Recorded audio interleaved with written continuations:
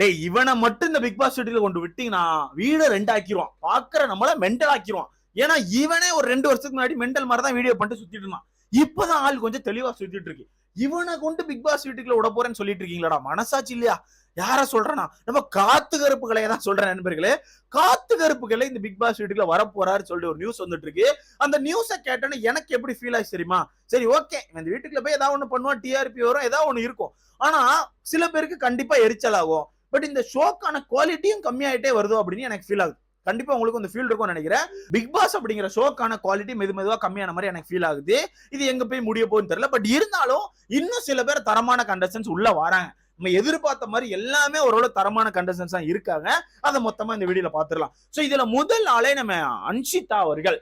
அன்ஷிதாவை நிறைய பேருக்கு கண்டிப்பா தெரிஞ்சிருக்கும். சீரியல் பாக்குற முக்காவாசி பேர் தெரிஞ்சிருக்கும். செல்லமா அப்படிங்கிற ஒரு சீரியல் பண்ணிட்டு இருந்தாங்க. என்ன ப்ரோ பண்ணிட்டு இருந்தாங்கன்னு சொல்றேன். இந்த சீரியல் இன்னும் போயிட்டு இருக்குன்னு கேட்டீங்கன்னா சீரியல்லாம் முடிய போது, கிளைமேக்ஸே வந்துட்டு.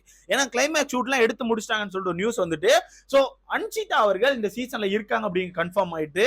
அன்ஷிதாக்கும் ஓரளவு ஃபேன் பேஸ் எல்லாம் இருக்காங்க நண்பர்களே. முக்கியமா அந்த செல்லம்மா சீரியல்லாம் நிறைய பேர் பாக்குறாங்க போல. சோ அன்ஷிதா உள்ள வராங்கன்னு தெரிஞ்சோடனே வா அன்ஷிதா உள்ள வராங்களா, அன்ஷிதா ஆர்மிடா அப்படின்னு சொல்லி கிளம்பிட்டாங்க. இருந்தாலும் வெளியே என்னதான் நீங்க ஃபேன் பேஸ் வச்சிருந்தாலும் பிக் பாஸ் அப்படிங்கிற ஷோ வந்து கொஞ்சம் டிஃபரெண்டா இருக்கும்.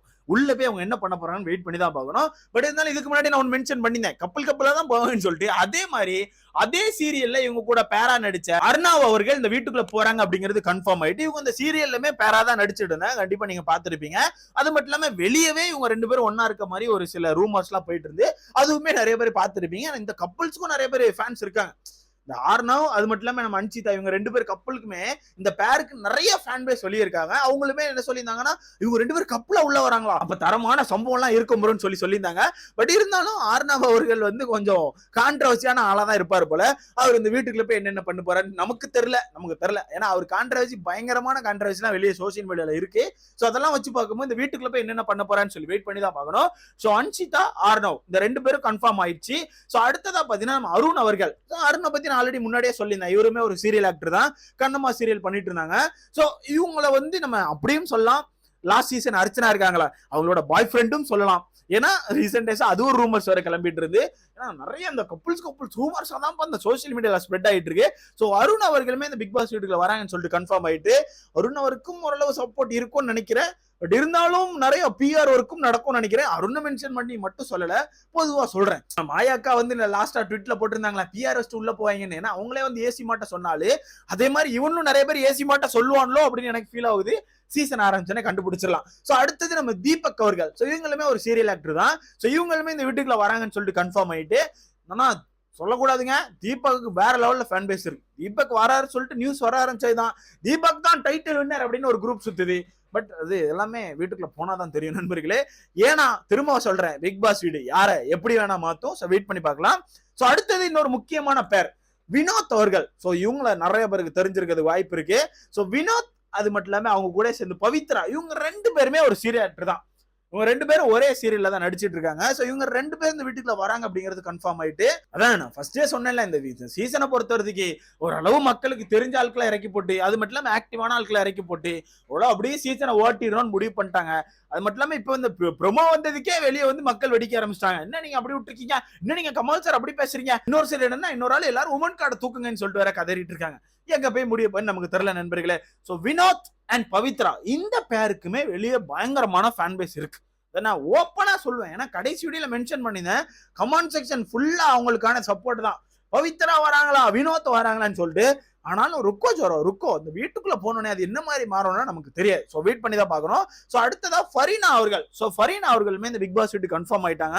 இது ஆல்ரெடி நான் மென்ஷன் பண்ணினேன். இது உங்களுக்கு புதுசுலாம் இல்ல, கண்டிப்பா நிறைய பேர் தெரிஞ்சிருக்கும்.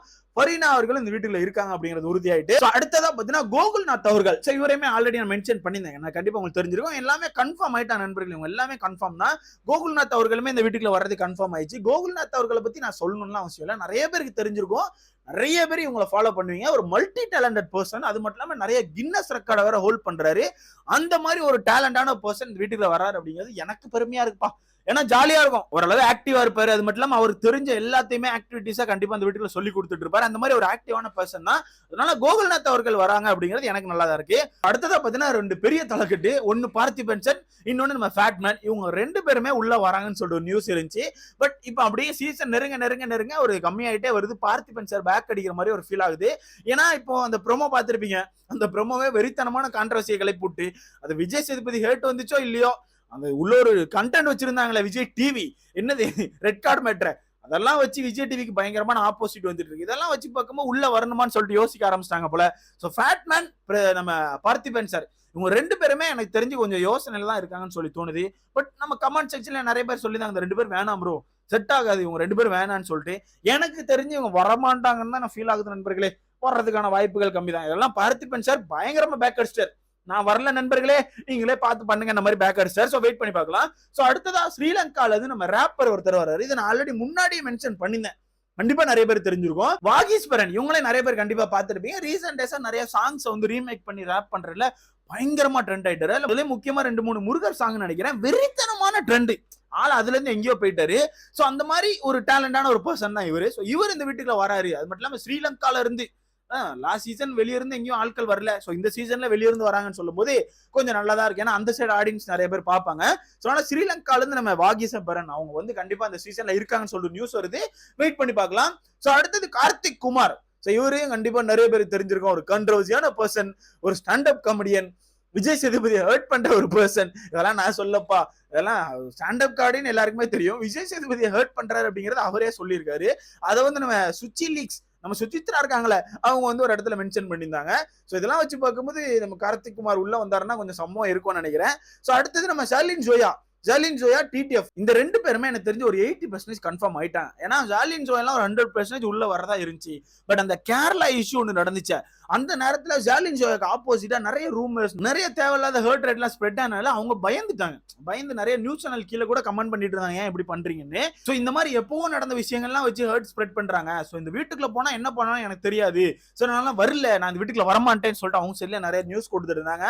பட் வெயிட் பண்ணி தான் பார்க்கணும். இவங்களை எடுக்கிறதுக்கான வாய்ப்புகள் நிறைய இருக்குன்னு எனக்கு தோணுது. சோ அதே மாதிரி டிடிஎஃப்மே உள்ள வரதுக்கான வாய்ப்புகள் நிறைய இருக்கு.